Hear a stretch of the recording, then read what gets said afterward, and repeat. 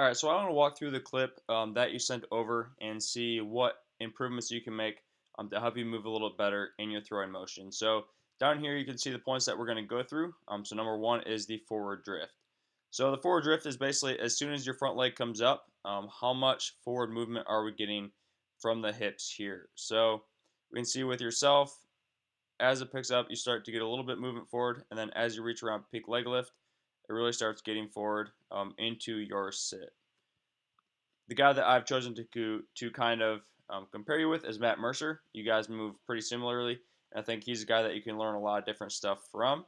But we can see in his leg lift, while he doesn't get moving forward super early, once he does, right around here, it's a drastic shift forward with his lower half. Right, it's much more pronounced than we see with yours. He even gets a little bit of counter rotation with that lower half, where as soon as he gets up to peak leg lift, he's counter rotating back, and he's really letting himself just fall forward into his actual sit. So by the time that he actually sits, he has much more space between this rear belt buckle here and his knee compared to the space that you have between your rear belt buckle here and your knee.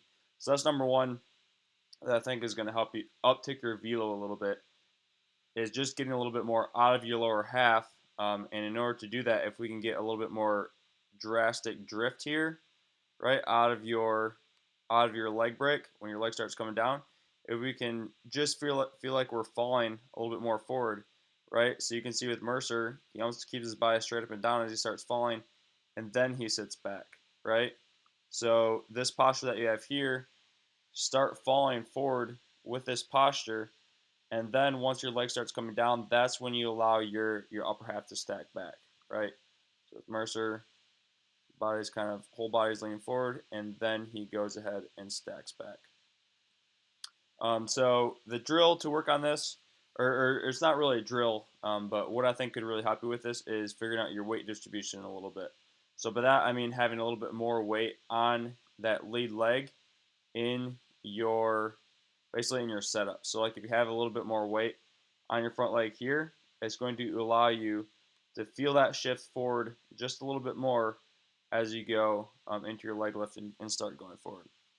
So that's what I would recommend. Right now, it looks like it's about 60-40, concentrate on the back leg.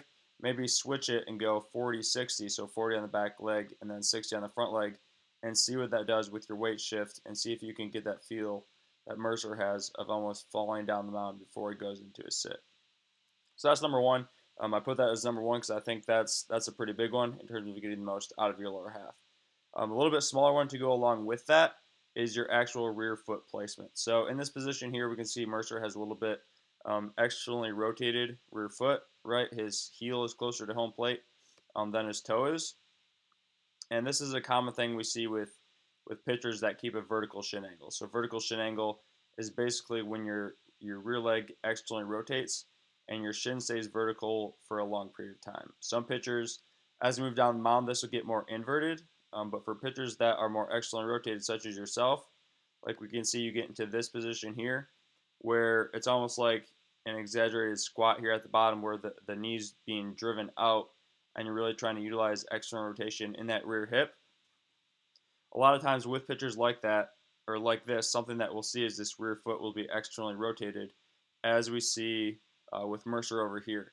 And basically what that's going to allow you to do is access your glute a little bit more, because you're going to have a little bit more freedom down here by the foot that's connected to the ground. So this is just a real simple and easy one. Try starting with your foot a little bit more externally rotated. So you're going to have your heel just a little bit closer to the plate than your toe. And I think that's going to really clear up some space here in this back hip to allow you to sit a little bit better and get more out of that posterior chain.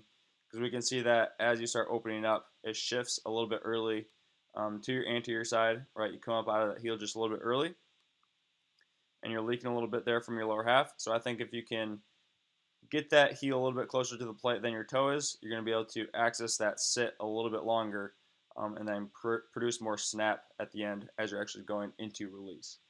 So that's number two, is your rear foot placement. Try to get it a little bit more externally rotated.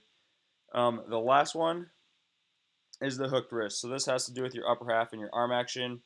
This is a pretty big one because by cleaning this up, you're going to be able to basically accelerate your arm from a much better position and from a much cleaner position. So what I'm talking about is right about this position here. I'll go move Mercer to that same position, roughly. Right, it's right about here. So if you check out the wrist, it's in a completely different position, yours compared to his.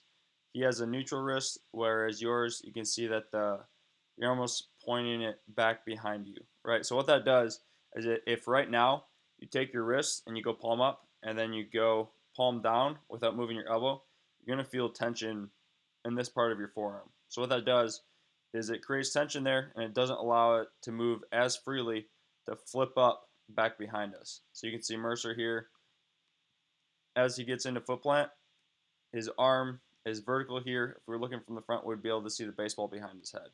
Right, his arm is flipped up and he has a lot of time to accelerate that baseball, a lot of time and a lot of distance to accelerate that baseball into release.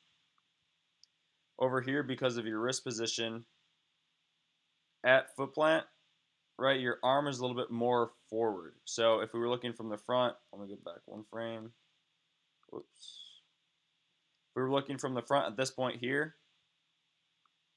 we would not see the baseball behind the head as we see with Mercer. You can see that his forearm is basically back this way farther, whereas yours is a little bit more forward. So what that does is it doesn't allow you as much time to actually accelerate the baseball. It doesn't allow you as much distance because now it's starting to get back behind your head here, and then by that time your torso is already turned, so you don't have much external rotation because you don't have the positioning to get into that external rotation due to that hooked wrist from early on. Right, so if you look at how you get into release versus how Mercer does, we can see that it's just much cleaner, right? He can go from here, get into layback very easily, whereas over here, from this position here, you really have to fight to get into layback. You don't get nearly as much as Mercer, right? So that's going to be a huge unlock for you, is figuring out that wrist position because that's going to give you a much cleaner arm action. That combined with the forward drift, I think, is going to be huge. So to figure out a little bit more, or to figure out some adjustments that you can make with that hooked wrist, go ahead and watch the hooked wrist video, which is in the DAC AEC. That's going to walk you through some things that you can do to address that. Again, that's going to be huge. But just to recap, the forward drift, mess around with your weight distribution. Try to get a little bit more on that front leg and see what that does. Try to get that feel of the whole body falling forward, as we see with Mercer, before you then sit back into your sit with your lower half and with your torso. Right before you stack, try to get that feel of falling forward. Second one, rear foot placement. Instead of it being, right in line with the rubber, externally rotate that foot a little bit, get that heel closer to the plate. And then finally, the last one, the hooked wrist. Go ahead and watch that video.